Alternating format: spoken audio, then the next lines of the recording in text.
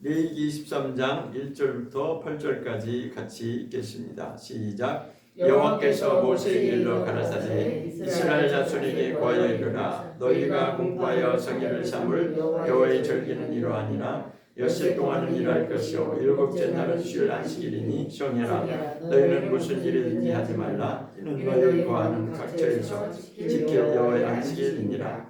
기한에 미쳐 너희가 공포하여 성일로 삼을 여호와의 절기는 이러하니라.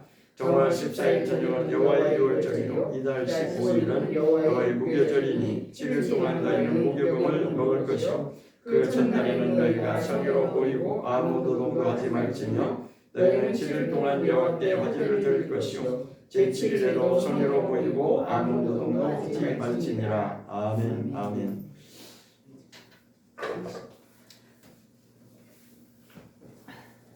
오늘 말씀은 여호와의 절기라고 하는 말씀을 나누도록 하겠습니다. 본문에 보면 여호와의 절기라고 하는 말씀이 나와 있죠. 여호와의 절기라고 하는 것은 다른 말로 하면 하나님의 시간을 말하고 있습니다. 하나님의 시간. 하나님의 시간이라고 하는 것은 카이로스라고 이렇게 합니다. 카이로스라고 하고 우리 인간의 시간은 크로노스라고 그렇게 합니다. 자, 그러면 두 차이는 뭐냐면 우리가 일상적으로 늘 살아가는 그런 시간을 이제 크로노스라고 그렇게 말할 수 있고 하나님의 정한 때, 정하신 하나님의 때에 무언가 하나님의 계획대로 이루어지는 그런 일들이 있어요. 그것이 바로 여호와의 절기라고 하는 것입니다. 그러니까 하나님의 지으심의 목적은 분명하고 우리를 하나님의 형상대로 하나님의 모양과 형상대로 지었다라고 창세기 1장에 분명히 기록하고 있습니다. 창세기 1장을 보겠습니다.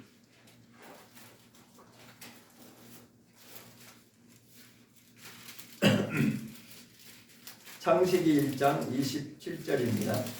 26절부터 보겠습니다. 창세기 1장 26절 27절입니다. 시작. 하나님이 가라사대 우리의 형상을 따라 우리의 모양대로 우리가 사람을 만들고 그로 바다의 고기와 공중의 새와 육축과 온 땅과 땅에 기는 모든 것을 다스리게 하자 하시고 하나님이 자기 형상 곧 하나님의 형상대로 사람을 창조하시되 남자와 여자를 창조하시고 마지막 여섯째 날에 사람을 지었다라고 말씀하고 있죠. 지금 6일째 되는 날을 지금 설명하고 있습니다. 왜냐하면 23절에 보면 저녁이 되며 아침이 되니 이는 다섯째 날이니라. 다섯째 날까지 지나가고 그 다음에 24절부터 여섯째 날을 기록하고 있습니다. 그런데 그 중에 가장 핵심이 되는 것은 사람을 창조하는 이야기가 나와 있는데 사람을 창조하는 것은 하나님의 형상과 모양대로 창조하셨다라고 밝히고 있습니다. 그것은 그냥 하나님이 한번 해본 것이 아니라 분명한 뜻을 가지고 인간을 창조하셨다는 것을 우리가 알아야 됩니다. 왜 인간만큼은 하나님의 형상과 모양대로 지으셨는가? 거기에 하나님의 뜻이 담겨져 있다는 거죠. 하나님의 뜻을 이루려고 인간을 통해서 하나님의 뜻을 이루려고 인간에게는 하나님의 형상을 하나님의 모양대로 그렇게 허락하셨다라고 하는 것입니다.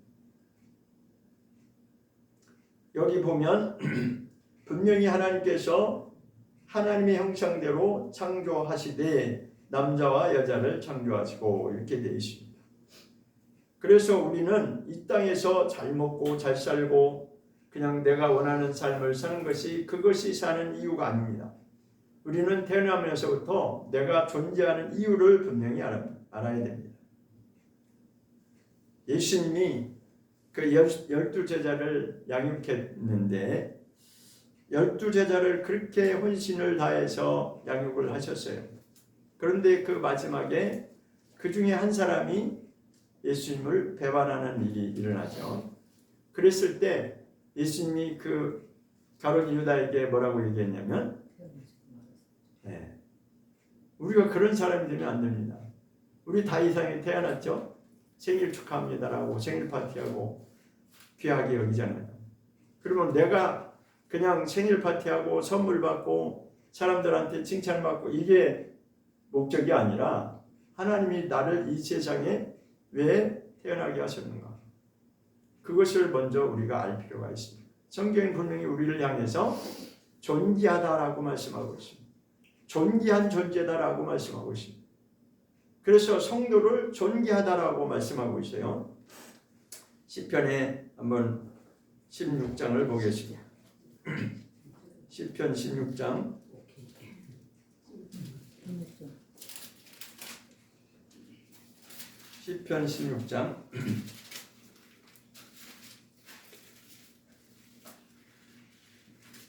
3절입니다. 시편 16장 3절.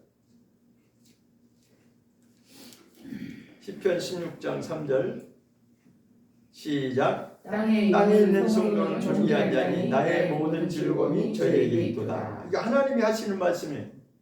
하나님이 우리를 향해서 지금 하시는 말씀인데, 이 땅에 사는 존재 중에서 누가 가장 존귀한 존재냐? 성도를 하나님이 가장 기쁘게 여기신다는 거예요. 성도라고 하는 그런 존재를 하나님이 너무나 존귀하게 귀하게 여기신다는 것입니다.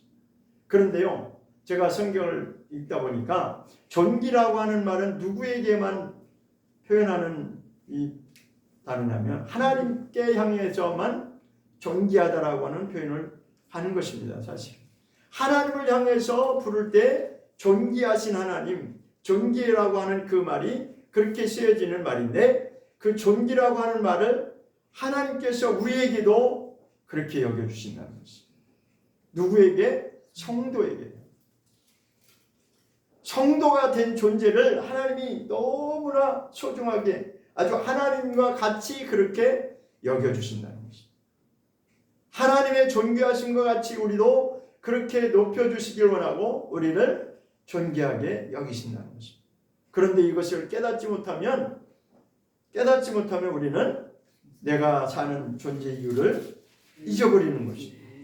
49장을 보겠습니다. 시편 49장 뒤로 몇 장 넘기면 시편 49장을 보면 우리의 존재에 대해서 깨우는 말씀을 하고 있습니다. 시편 49장 12절을 보겠습니다. 시편 49장 12절 시작. 사람은 존귀하나 장구치 못하며 멸망하는 짐승 같도다.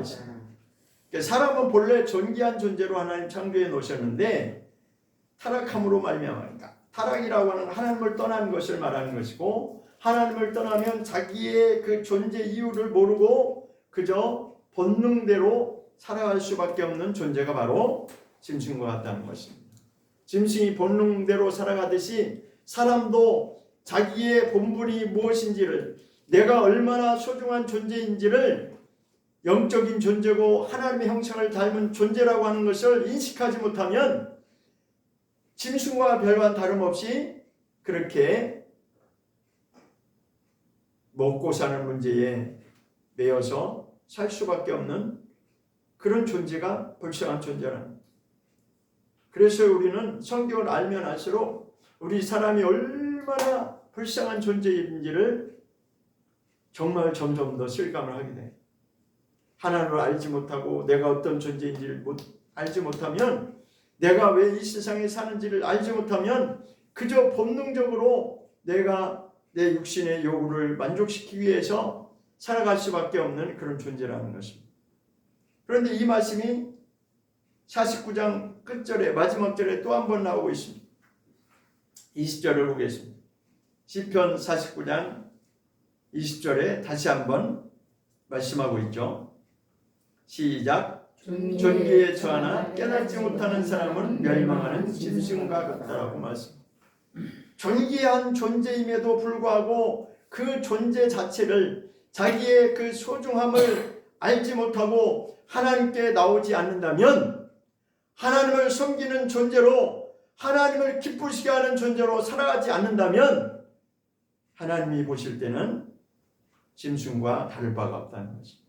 우리가 아무리 여기서 자존심을 내세워도 내가 사람인데 왜 내가 짐승이냐라고 반발할 수 있겠지만 그거는 아무 의미가 없어요. 그 자존심은 그저 자기 생각일 뿐입니다.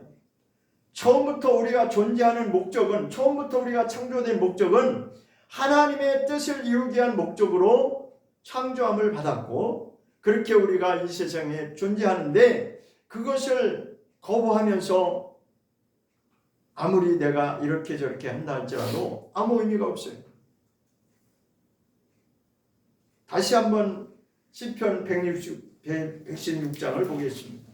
그럼 우리는 어떻게 살아야 되는지 116장에서 또 다시 한번 말씀하고 있는데 한번 보겠습니다.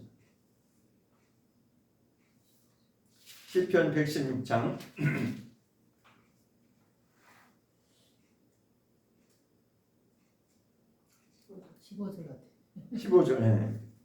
15절 시작. 성도의 죽는 것을 여호와께서 귀중히 보시는도다. 다시 한번 읽어보시면 시작. 성도의 죽는 것을 여호와께서 귀중히 보시는도다. 인생의 마지막을 여기서 설명하고 있죠. 성도는 그 마지막 죽는 순간에도 하나님이 귀중하게 여겨주신다는 겁니다. 존귀하게 살았던 이 땅에 있는 동안에 하나님의 지으심의 목적대로, 하나님의 부르심의 목적대로 내가 어떤 존재임을 알고 그렇게 돌이켜서 말씀대로 거룩한 성도의 길을 걸었던 그 성도의 마지막 죽음의 순간도 하나님께서 귀하게 여겨주신다는 것입니다. 우리는 이렇게 존귀한 자로 살아야 되는 것입니다. 자꾸만 우리는 현실을 바라보고 나의 형편을 바라보면 답이 안 나옵니다. 그러나 이제는 우리가 내가 어떤 존재임을 내가 알았다면 하나님께로 확실하게 돌아와서 어떠한 상황이 내게 닥칠지라도, 어떠한 상황이 내게 바뀌어진다 할지라도 거기에 내가 좌지우지 되는 것이 아니라 내 마음은 오직 하나님께 붙들림 받아서, 그것을 성경은 신앙의 뿌리를 예수님에게 내린다라고 그렇게 말씀하고 있습니다. 그것이 무엇이냐면 반석이다라고 표현하고 있습니다. 주는 그리스도시요 살아계신 하나님의 아들이신다라고 베드로가 고백했을 때 그 믿음의 고백 위에 내가 내 교회를 세울 것이다라고 예수님이 마태복음 16장에서 말씀하고 있습니다. 우리는 내가 하고 싶은 거 다 하고 남은 시간을 내가 하는 것이 아니라 시간을 다른 것을 다 내려놓고 첫 번째로 하나님께 내가 나오는 것이 바로 그것이 우리의 진정한 믿음인 것입니다. 오늘 본문 말씀은 여호와의 절기라고 말씀하는데 그 여호와의 절기라고 하는 것은 하나님의 때에, 하나님의 정하신 때에 하나님이 계획하신 뜻대로 일을 이루어 가시는 것을 말씀하고 있습니다. 그 첫 번째가 이제 다시 레위기로 돌아가겠습니다. 아까 처음 보았던 레위기 23장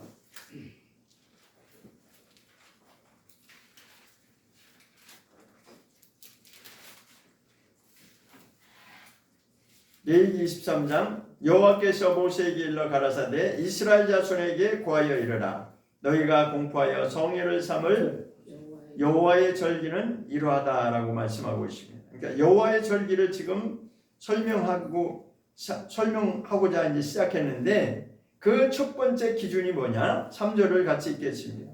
시작. 엿새 동안은 일할 것이요 일곱째 날은 쉴 안식일이니 성례라. 너희는 무슨 일 하지 말라. 이는 너희의 거하는 각처에서 지킬 여호와의 안식일이니라. 2절에서 여호와의 절기를 말씀하신 다음 첫 번째로 이제 하는 것이 무엇이냐면 그것은 안식일을 지금 말씀하고, 그 안식일이 왜 중요한지 하나님이 그렇게 하셨기 때문에 우리도 똑같이 하나님을 닮아가는 거죠. 하나님이 하신 그대로 우리가 지켜서 순종하는 것입니다. 자, 창세기 2장을 한번 가보면 창세기 2장 1절부터 3절까지 보겠습니다.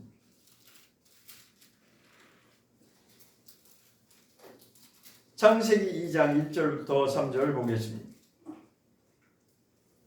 시작. 천지와 만물이 다 이루니라. 하나님의 지으시던 일이 일곱째 날이 이를 때에 마치니 그 지으시던 일이 다함으로 일곱째 날에 안식하시니라. 하나님이 일곱째 날을 복주사 거룩하게 하셨으니 이는 하나님이 그 창조하시며 만드시던 모든 일을 마치시고 이날에 안식하셨습니다 하십니다.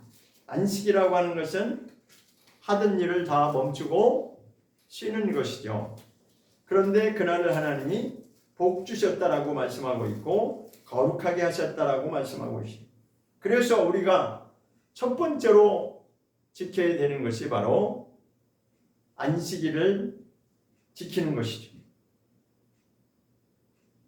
사실은 이 안식일에 대해서 제가 설명하려면 시간을 많이 이제 또 필요한데 오늘은 그것이 기준이 아니기 때문에 자, 우리가 이제 일주일에 한 번을 주님 앞에 나와서 하나님을 기억하고 하나님이 우리에게 원하시는 것이 무엇인지를 그것을 알아가는 것이 바로 오늘이죠, 오늘.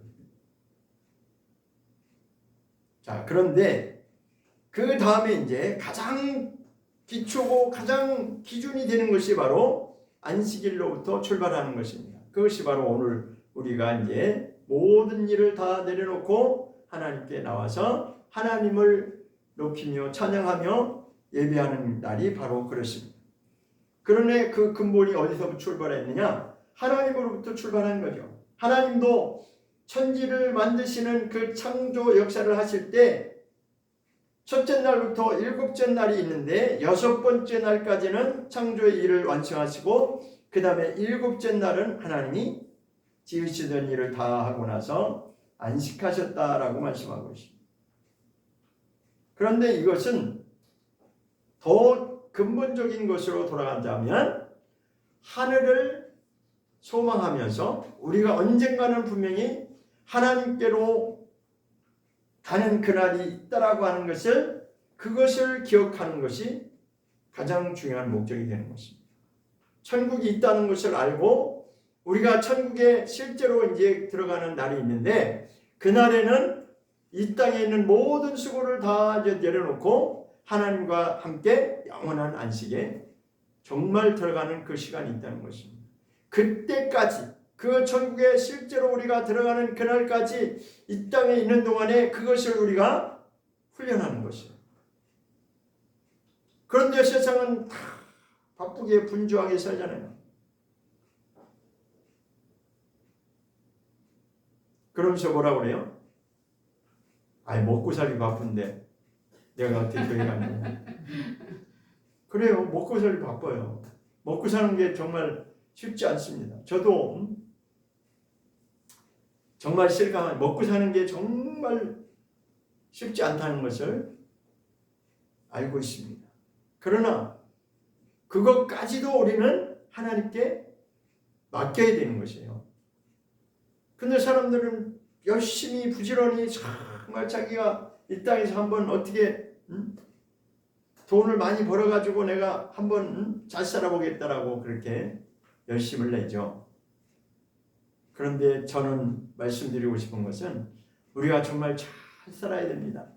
근데 그 잘 살아야 된다고 하는 기준도 세상의 기준에서는 잘 사는 게 뭐예요? 물질의 풍성함이죠. 그죠? 좋은 집에 살고 좋은 자동차 타고 좋은 거 마신 거 먹고 좋은 거 옷 입고 그런 게 잘 사는 것이죠. 그러니까 육신의 기준에서 육신이 원하는 욕구를 다 만족시켜주는 것이 잘 사는 것이라고 우리는 다 그렇게 듣고 배워왔습니다. 그런데 성경을 알면 그 잘 사는 기준이 그것이 아니라 하나님의 말씀대로 우리가 잘 살아야 됩니다. 잘 살기는 잘 살아야 되는데 어떻게 잘 사는 것이냐? 세상의 기준에서는 잘 먹고 잘 사는 것이 잘 사는 것이지만 그러나 그것보다 더 중요한 것이 있는데 우리가 언젠가는 하나님 앞에 나갈 날이 있는데 천국의 소망을 두고 사는 자들은 하나님의 말씀대로 우리가 어떻게 하면 잘 살 수 있습니다.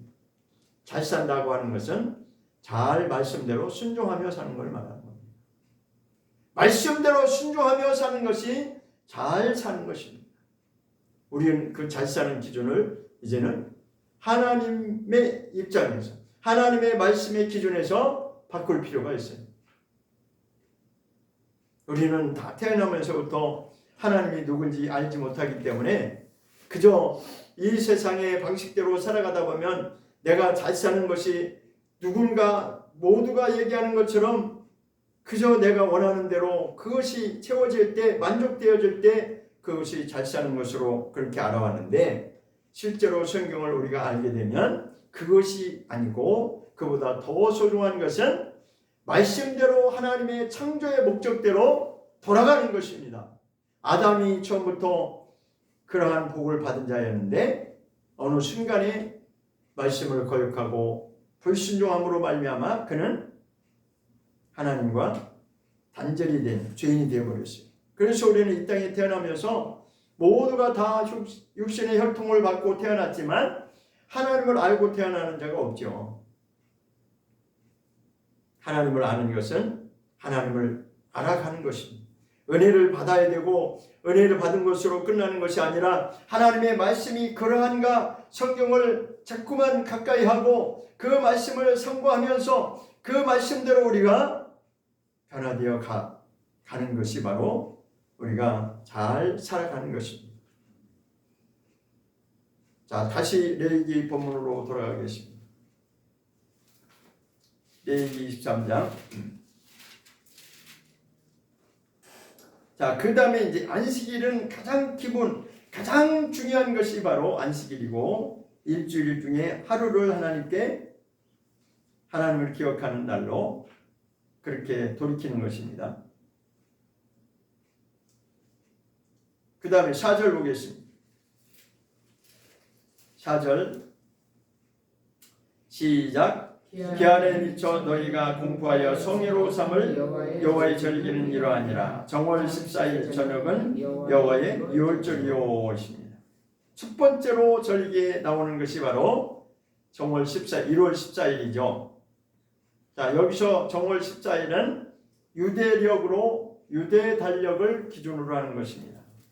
유대력에 기준하고 우리가 사용하는 것은 태양력이라고 합니다. 태양력은 이방인들이 기준하는 것이 태양력이고 유대인들이 쓰는 그 달력은 좀 다릅니다. 유대력이 있어요. 그러니까 그들이 원하는 그 날의 첫 번째 달 14일이 바로 이제 유월절입니다. 자, 이것은 어디서부터 이제 근거가 나왔냐면 출애굽기로 가보겠습니다.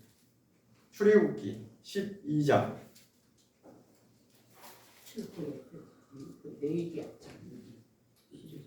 네, 앞쪽으로 돌아가서 12장에 보면 출애굽기 12장 보겠습니다. 출애굽기 12장 1절과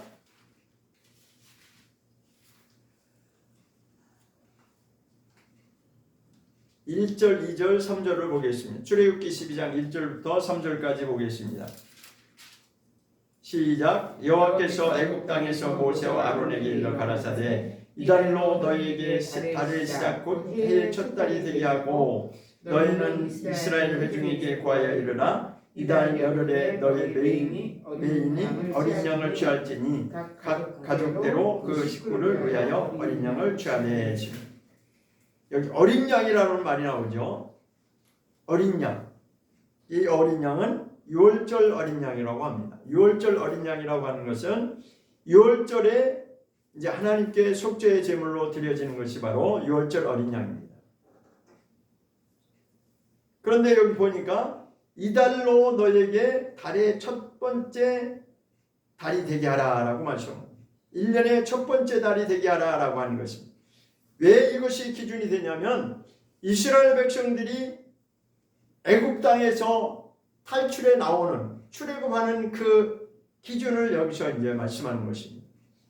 애굽 땅에 있을 때는 속박을 받는, 그러니까 노예 생활하는 그런 자들이 종처럼 부림을 당하는 그런 노예로 살던 시절이 바로 애굽 땅에 있던 삶이었습니다. 그런데 이제는 거기서 나와서 내가 이제 하나님만을 주인으로 삼고 살아가겠습니다라고 하는 첫 출발이 바로 기준이 되기 때문에 여기서 하나님께서 그 해의 첫 달이 되게 하라라고 말씀합니다. 그래서 여기서부터 기준에서 나오는 것이 바로 1월 14일입니다. 이스라엘 유대 달력으로 기준을 하면 아비벌이라고 부릅니다. 아비벌. 1월 달을 히브리어로 하면 아비벌이라고 하는데, 그러니까 1월 14일 날 저녁에 이제 흠 없는 양을 잡아서 하나님께 드리는데, 이게 무슨 의미냐면, 자, 그 이전에 보면 출애굽기의 11장까지 어디서부터 시작하냐면 쭉 거슬러 올라가서 7장으로 한번 가보겠습니다. 출애굽기 7장.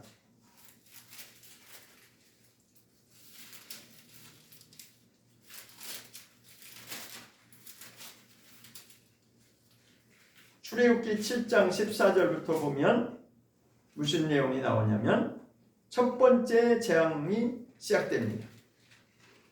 자, 그래서 7장부터 시작해서 출애굽기 11장까지는 10가지 재앙을 하나님이 심판하시는 내용을 기록하고 있습니다. 이것이 왜 중요하냐면 하나님께서 이스라엘 백성이 이제 택한 백성이죠. 이스라엘 백성을 애굽에서 데리고 나오기 위해서 모세와 아론을 보냈는데 애굽의 왕 바로가 말을 안 들었어요. 끝까지 자기 고집대로. 그러니까 첫 번째 재앙을 내리고 그 다음에 두 번째 재앙을 내리고 세 번째 재앙을 내리고 하면 계속해서 반복되면서 여전히 바로가 이스라엘 백성들을 놓아주지 않았어요. 그러니까 이스라엘 백성들을 놓아주면 왜 그러냐면 어떤 타격이 생기냐면 그 당시에 이스라엘 백성들이 이 애굽의 본토인들보다 숫자가 더 많았어요, 사실. 그때 당시. 그런데 이들이 나가면 이제 어떤 일이 벌어지냐? 그 이스라엘 백성들이 애굽 땅에서 하던 일이 다 노예 생활이었고 힘든 일을 그들이 다 도맡아냈거든요. 그러니까 말하자면 인력이 다 빠져나가는 거죠. 노동력이 다 빠져나가는 거예요. 그러니까 애굽의 입장에서는 노동력이 다 빠져나가면 자기네들이 불리하니까 이제 안 내보내려고 하는 거죠. 그랬는데 이제는 마지막에 하나님이 뭐라고 경고하시냐면 마지막에 하나님이 하시는 말씀이십니다. 11장 보겠습니다. 출애굽기 11장.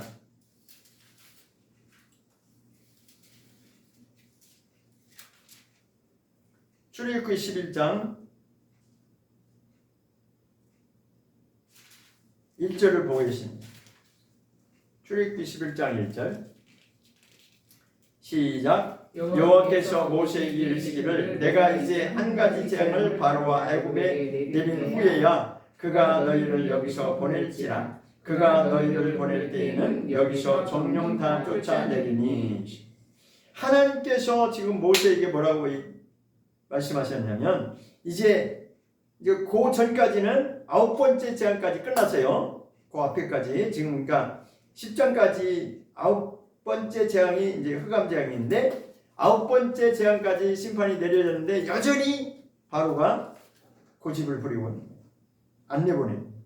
그랬을 때 이제 하나님께서 이제는 한 가지 재앙이 나왔다. 한 가지 마지막 재앙이 나왔는데 그 마지막 한 가지 재앙을 내가 이 애굽에 심판을 내릴 때 그때는 이제 바로가 너희를 내보낼 것이다. 그 얘기를 하는 거예요.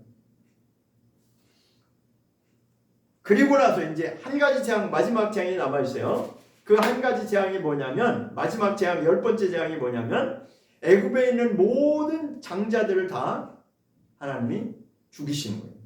장자. 그때 당시에 장자는 굉장히 소중하게 여기는 그런 개념이 있었어요. 장자. 그러니까 장자를 친다고 하는 것은 말하자면 그 집이 완전히 그냥 다 풍지박산 되는 거와 다름이 없는 거예요. 그런데 이제 장자를 하나님이 다 치겠다고 그랬어요. 그러면서 12장에서 이제 이스라엘 백성들에게는 무엇을 말씀하시냐면 어린 양을 잡아서 그 피를 문설주와 임방에 바르라 라고 하신 것입니다.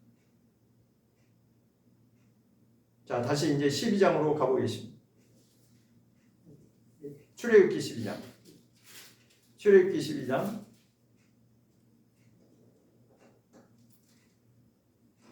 7절입니다. 출애굽기 12장 7절 시작. 그 피로 양을 먹을 집 문 좌우 설주와 임방에 바르고 있습니다.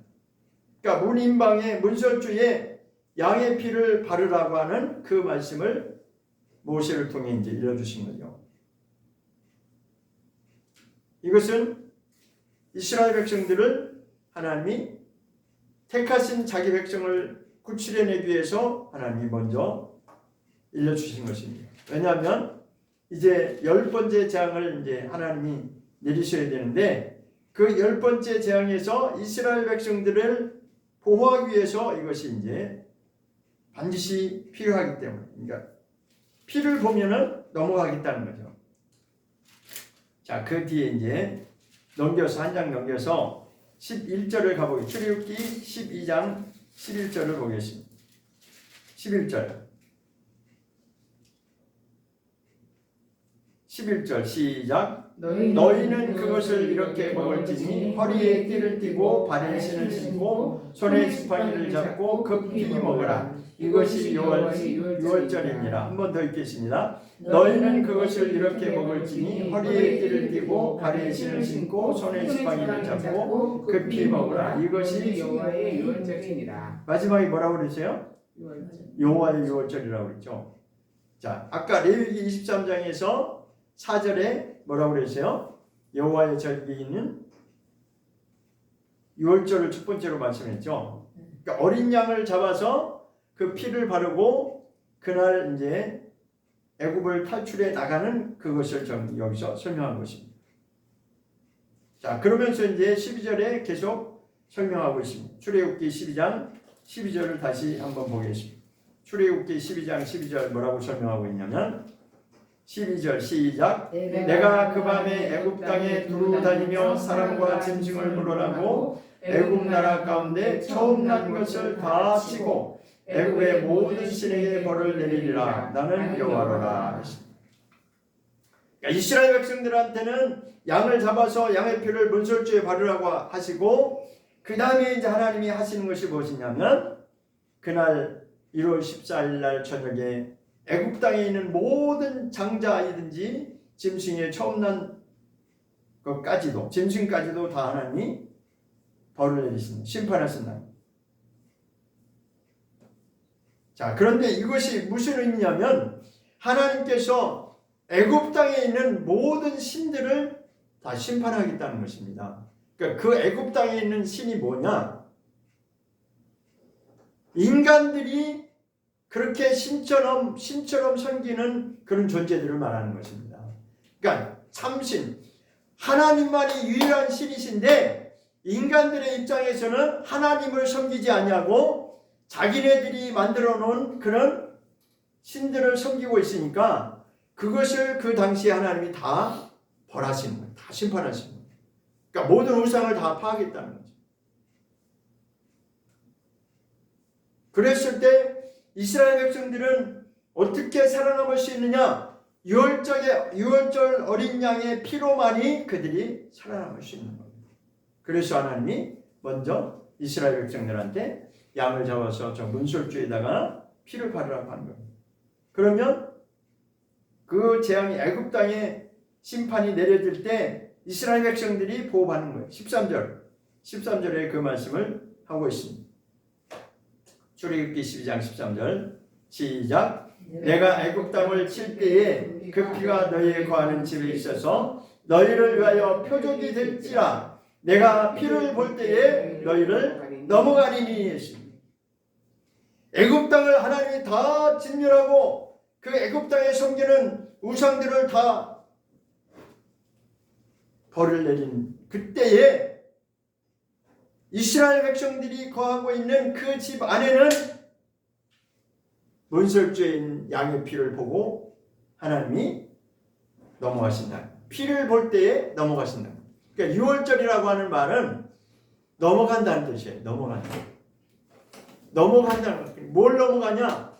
내가 죄가 있지만 하나님이 나를 인정해 주시고 이 피로 인해서 유월절 그 양의 피 때문에 나의 죄를 보지 않고 하나님이 넘어가신다는 것입니다. 이것이 바로 유월절의 핵심인 것입니다. 그래서 지금도 이스라엘 백성들은 유월절을 아주 큰 명절로 지킵니다. 우리는 그런 개념이 없죠. 근데요, 알고 보면 이게 기독교가 어디서부터 변질됐냐면 본래는 유대인이 시작된 그 기독교가 그 뿌리가 되는 건데 예수님으로부터 시작된 것이 기독교의 뿌리인데 초대교회 때 그 이방인들에 의해서 이 기독교의 문화가 다 이방 문화로 흡수돼 가지고 변질돼 버렸어요. 자, 거기까지만 제가 이제 기초적인 것만 말씀드립니다. 그런데 우리는 이제 성경으로 돌아가야 됩니다. 성경으로 돌아가면 이제 어떤 생각을 다시 레위기로 가보겠습니다.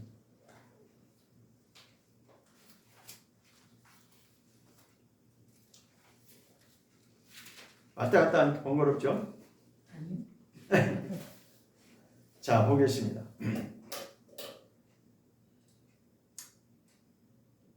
출애굽기 23장 2절에 보면 아니야, 레위기 죄송합니다. 레위기 23장 2절에 보면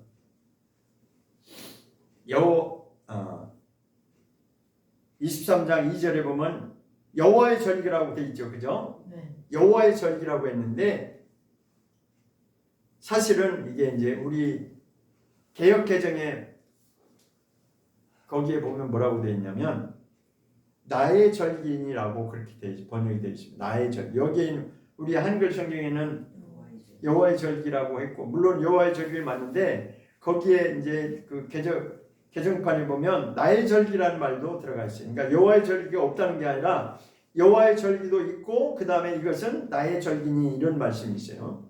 그게 뭐냐면 제가 왜 이 말씀을 드리냐면 이것은 이스라엘 백성들 유대인들이 지키는 이스라엘 절기가 아니라고 하는 것을 우리가 알아야 됩니다. 그들만이 지키는 이스라엘 절기가 아니고 하나님의 절기이고 하나님께서는 나의 절기다라고 분명히 말씀하세요. 그러면 우리가 하나님을 섬기는 것이 유대인들만 하나님을 섬겨요? 이방인도 섬겨요? 이방인들도 지금 하나님을 섬겨요. 그러면 이 나의 절기요 하나님의 입장에서 여호와의 절기라고 하는 이 절기는 유대인들만이 지키는 것이에요? 모두가 지켜야 되는 거예요. 모두에게 해당되는 것입니다. 우리에게도 우리는 이스라엘 민족이 아니기 때문에 우리는 이방 민족이니까 우리는 해당 사항이 없습니다 라고 말할 수 없다는 것입니다. 왜냐하면 이것은 이스라엘의 절기가 아닌 이스라엘 백성들을 위한 절기, 이스라엘 백성들만이 지키는 이스라엘 절기가 아니고 하나님이 정해놓으신 하나님의 절기, 여호와의 절기라는 것입니다. 그럼 이게 무슨 의미가 있냐? 하나님의 백성으로, 하나님의 자녀로 살겠다고 나온 자들은 이 날을 기억하고 이 날을 기념해야 된다는 것이죠. 그래서 6월절이 아주 중요한 것입니다. 그런데요, 이 6월절은 예수님도 지켰을까요? 안 지켰을까요? 지켰을 네, 그렇죠. 역시 눈치가 빠르시군요. 찾아보겠습니다. 신약에 와서 예수님이 이 땅에 실제로 공생의 사역을 하실 때 분명히 유월절에 대해서 말씀하고 계십니다. 유월절이 얼마나 중요한지를 성경은 다 기록해 놓고 있습니다. 유월절 26장 17절 마태복음 마태복음 26장 17절 마태복음 26장 17절을 보겠습니다. 17절, 18절, 19절까지 있겠습니다. 마태복음 26장 17절부터 19절까지. 시작. 무교절의 첫날에 제자들이 예수께 나와서 가로되 유월절 잡수실 것을 우리가 어디서 예비하기를 원하시나이까? 가라사대 성한 아함에게 가서 이르되 선생님 말씀이 내 때가 가까웠으니 내 제자들과 함께 유월절을 내 집에서 지키겠다 하시더라 하라 하신대 제자들이 예수의 시키신 대로 하여 유월절을 예비하였더라. 여기 유월절이라고 하는 말이 3번 나오죠. 3번 나오고 있습니다. 6월절. 무교절 첫날이 이제 6월절입니다. 자, 무교절은 일주일 동안 지키는데 그 첫 번째 날이 6월절이에요. 그러니까 6월절은 왜 중요하냐? 예수님이 그날 돌아가신 거예요. 십자가에 지신 날이 바로 6월절입니다. 그러면 이제 생각을 해보죠. 아까 출애굽기 12장에서 6월절에 어린 양을 잡아서 그 피를 문설주에 바르라고 그러죠. 자, 이제 여러분 이제 생각을 하시면 이제 답이 나옵니다. 그때 유월절 어린 양으로 피를 바르게 하신 것은 무엇을 하나님이 예언하신 거예요? 예수님을 예언하신 거예요. 예수님이 유월절 어린 양으로 오셔서 피 흘리시면은 우리에게 그 피를 보면 우리를 넘어가신다고 하는 그 하나님의 계시가 들어있는 거죠. 그러니까 이스라엘 백성들을 통해서 그 훈련을 엄청 많이 시킨 거예요. 그러니까 인간이 죄를 지면 양을 잡아서 피의 제사를 하나님께 드리고 하나님이 용서해 주세요. 그렇게 계속해 예수님이 오실 때까지 그 일을 했어요. 예수님이 오시는 그 순간까지 이스라엘 백성들은 몇천 년 동안 그 훈련을 한 겁니다. 이제 드디어 예수님이 오셔서 실제로 이 유월절을 여기서 이제 가르쳐 주고 있습니다. 그리고 나서 예수님이 실제로 돌아가신 것입니다. 자, 누가복음에도 이제 같은 말씀이 있는데 누가복음을 한번 보겠습니다. 22장. 누가 22장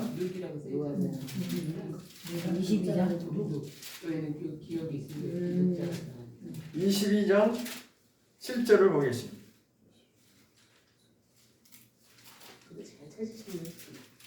누가복음 22장 7절을 보겠습니다. 7절부터 13절까지.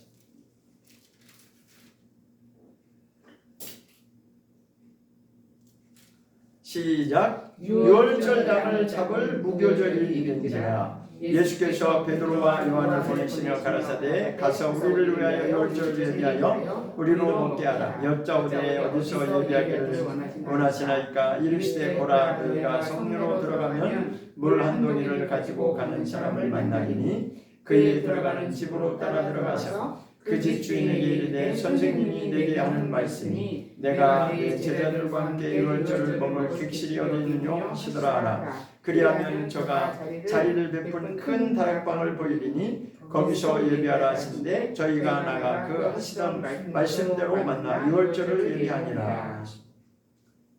여기에도 유월절이라는 말이 계속 나오고 있죠. 자, 7절에 보면 유월절 양을 잡을 무교절일이 이른지라. 그러니까 구약 시대에 그렇게 이스라엘 백성들이 양을 잡고 했던 그것이 이제는 실제로 예수님 시대에도 그 유월절에 이제 예수님이 이 날을 지키는 거예요. 왜냐하면 이것이 바로 하나님의 계획대로 진행이 되는 거기 때문에. 하나님의 시간표 안에서 여호와의 절기가 이루어지는 것이기 때문에. 그래서 이스라엘 백성들은 이날을 축제일로 아주 성대하게 치릅니다.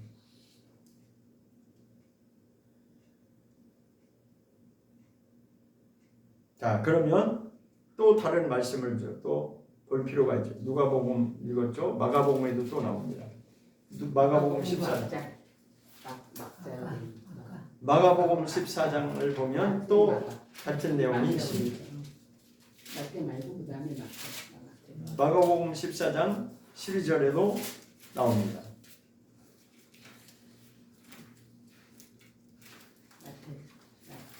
마가복음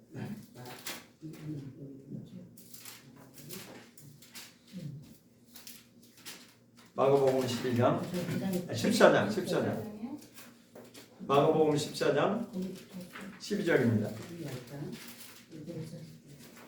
14장 마가복음 14장 12절부터 16절까지 시작. 목요절의 첫날 곧 유월절 양 잡는 날에 제자들이 예수께 여짜오되 우리가 어디로 가서 선생님으로 유월절을 잡수시기에 예배하기를 원하시나이까 하매 예수께서 제자 중에 둘을 보내시며 가라사대 성내로 들어가라. 그리하면 물 한 동이를 가지고 가는 사람을 만나리니 그를 따라가서 어디든지 그에 들어가는 그 집 주인에게 이르되 선생님의 말씀이 내가 내 제자들과 함께 유월절복을 나의 객실이 어디 있느냐 하시더라 하라. 그리하면 자리를 베풀고 예비된 큰 다락방을 보이리니 거기서 우리를 위하여 예비하라 하신대 제자들이 나가 성내로 들어가서 예수의 하시던 말씀대로 만나 유월절을 예비하니라. 여기도 보면 유월절이라는 말이 계속 나오죠. 12절에 보면 목요절의 첫날 곧 유월절 양 잡는 날에, 그러니까 첫날 첫 번째 날이 유월절인데 그날은 양을 잡는 날이에요. 양을 잡아서 피를 문설주에 바르는 그것이 구약시대 이스라엘 백성들을 통해서 행해졌던 것입니다. 그것은 바로 오실 메시아 예수님이 오셔서 이것을 이루실 것을 예표로 보여주신 것이고 이스라엘 백성들은 구세주인 예수님이 오실 것을 고대하면서 그것을 한 것입니다. 그런데 실제로 예수님이 나타나셔서 이 유월절을 지키셨고 그 다음에 예수님이 실제로 십자가를 지셨다는 것입니다. 인류의 역사 중에 가장 최대의 사건은 바로 예수님의 십자가 지신 그 사건입니다. 이보다 더 큰 사건은 없어요. 하나님이신 하나님의 아들이신 예수께서 직접 육체로 이 땅에 오셔서 인간의 죄를 담당하시기 위해서 유월절 어린 양으로 십자가에 목숨을 내놓으신 것이 바로 인류의 최대의 사건입니다. 자, 저를 보세요. 자, 우리가 올해 이제 2000 몇 년이죠? 2020하고도 6년, 2026년이 바뀌었어요. 자, 그런데 그 기준, 2026년이라고 하는 그 기준이 언제부터 시작된 건지 아시죠? 네, 그거를 알아야 이제. 예수님 오시구나. 그렇죠. AD라고 앞에 표현을 합니다. AD. 그러니까 기준이 언제냐면 예수님이 기준이에요. 예수님이 태어나신 그 날을, 그 시점을 기준으로 해서 전이 있고 후가 있는데 그것을 바로 AD 2026년 이렇게 되는 것입니다. 그럼 예수님이 오시기 전에는 BC라고 하는 것입니다. BC라고 하는 것은 예수님이 오시기 전을 말하는 것이고 AD라고 하는 것은 예수님이 오신 이후를 말하는 것입니다. 그래서 이 세상의 역사가 인간이 그 이 시간을 뭐 몇 년, 2000 몇 년, 몇천 그렇게 카운트하는 것 같지만 사실은 그 기준이 예수님으로부터 시작된다는 것입니다. 예수님이 오시기 전에 그 시간들이 있었고 예수님이 오신 이후의 시간들이 이만큼 2000하고도 26년이 지나가고 있는 것입니다. 그래서 이 모든 우리의 살아가는 삶은 우리가 인간의 마음대로 시간을 그렇게 조정하고 살아가는 것 같지만 그러나 그 시간의 흐름 속에서는 하나님의 시간이 지금 진행되고 있다는 것을 우리가 받아들여야 돼요. 그것을 하나님의 시간을 뭐라고 그랬어요? 카이로스라고 했습니다. 우리 인간들이 일상적으로 살아가는 시간을 크로노스라고 했어요. 그러니까 카이로스냐 크로노스냐 그게 중요한 게 아니고 그것이 핵심이 아니라 하나님의 시간이 왜 중요하냐? 하나님의 때가 되면 하나님의 정하신 때가 되면 하나님이 정하신 그 시간이 되면 하나님은 반드시 계획대로 진행시켜 가신다고 하는 이 사실이 중요한 거죠. 그래서 예수님이 이 땅에 태어나신 것도 분명히 하나님의 때에 하나님의 뜻대로 일을 진행시켰다라고 하는 것을 성경을 통해서 한 절만 보겠습니다. 누가복음 22장을 보겠습니다. 누가복음 22장 14절을 보겠습니다. 누가복음 22장 14절. 아까 한번 봤죠? 7절부터 13절 봤는데 이번에는 14절을 보겠습니다. 22장이요? 22장 14절.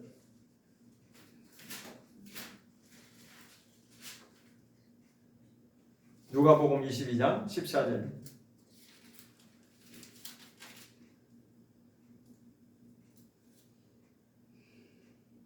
14절 15절. 누가복음 22장 14절 시작. 때가 이름에 예수께서 사도들과 함께 앉으사 이르시되 내가 고난을 받기 전에 너희와 함께 이 유월절 먹기를 원하고 원하였노라. 다시 한번 읽겠습니다. 때가 이름에 예수께서 사도들과 함께 앉으사 이르시되 내가 고난을 받기 전에 너희와 함께 이 유월절 먹기를 원하고 원하였노라. 한 번 더 읽겠습니다. 때가 이름에 예수께서 사도들과 함께 앉으사 이르시되 내가 고난을 받기 전에 너희와 함께 이 유월절 먹기를 원하고 원하였노라. 14절 처음에 뭐라고 시작되세요? 때가 이름에. 이 때가 바로 뭐예요? 하나님의 시간. 하나님의 정하신 시간.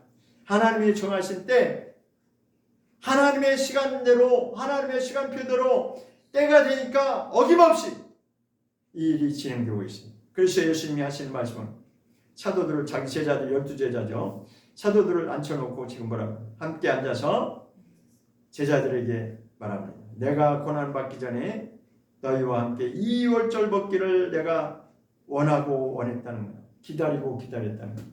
하나님의 때가 되니까 지금 예수님이 공포하시는 거죠. 여기서 고난받기 전에는 뭐예요?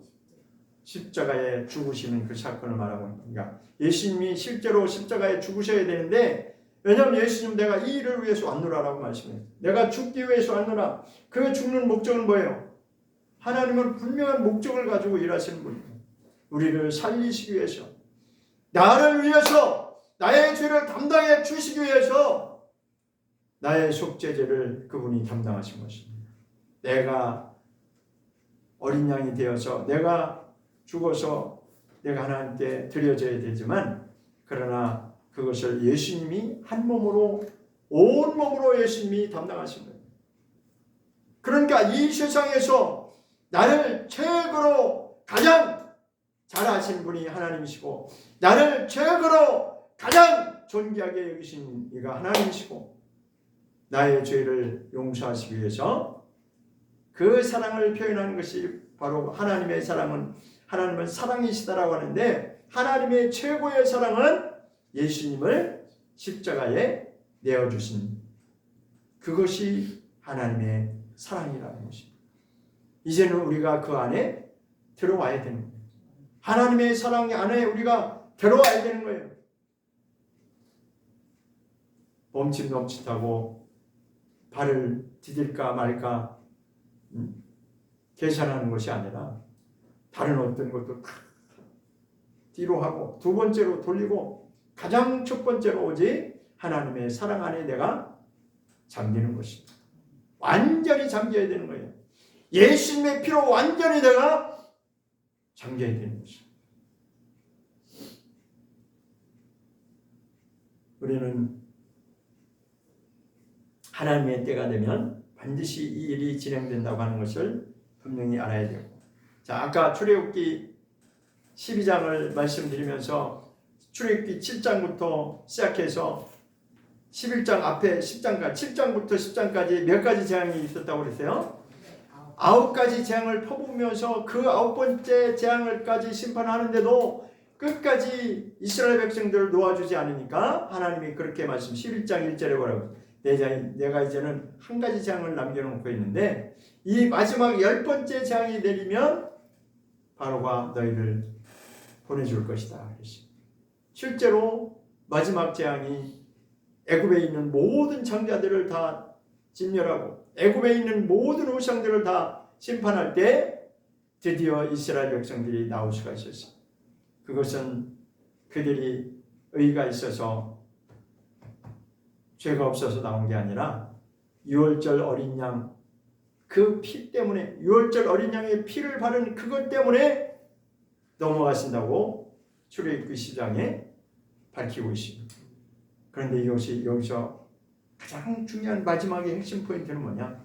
이것은 하나님의 예언적인 시간표를 미리 알려주신 것입니다. 애굽에 10가지 재앙을 내린다는 것은 애굽에 있는 우상을 다 심판하는 것인데 거기에서 그러면서 마지막 재앙을 내리면서 이스라엘 백성들을 택하신 자기의 백성들을 이끌어내신 것처럼 이것은 마지막에 다시 오실 예수님의 때에도 똑같은 일이 일어난다고 하는 것을 우리가 알아야 됩니다. 똑같은 일이 뭐냐? 애굽은 세상을 말하는 건데 애굽에서 탈출할 때 유월절 어린 양으로 그 피를 보고 넘어가신 것처럼 그 심판을 면하고 그들이 살아남은 것처럼 마지막 때에도 우리가 유월절 어린 양의 피를 내어주신 예수님의 피로 우리가 구원받은 자는 그날에 우리가 하나님이 보호하시는 것이고 우리를 구원해내시는 것이고 나머지 이 세상에 자기 마음대로 살았던 세상 가운데 있던 하나님께 돌아오지 않았던 모든 자들은 심판 아래에 들어간다고 하는 이 사실을 예표로 보여주신다고 하는 사실을 알아야 됩니다. 그때 그 사건 이스라엘 백성들을 구출해낸 그 사건으로 끝나는 것이 아니라 이것은 그때 그 사건으로도 해당되지만 앞으로 일어날 이 일을 예언하신 사실이라고 하는 것 두 가지를 우리가 기억하셔야 됩니다. 이스라엘 백성들이 그렇게 유월절 어린 양의 피로 구원받을 수 있었던 것처럼 마지막에도 우리는 유월절 양이 되신 예수님으로 말미암아 우리가 구원을 받을 수 있다라고 하는 이 사실 한 가지를 분명히 알아야 됩니다. 고린도전서 5장을 보고 마치겠습니다.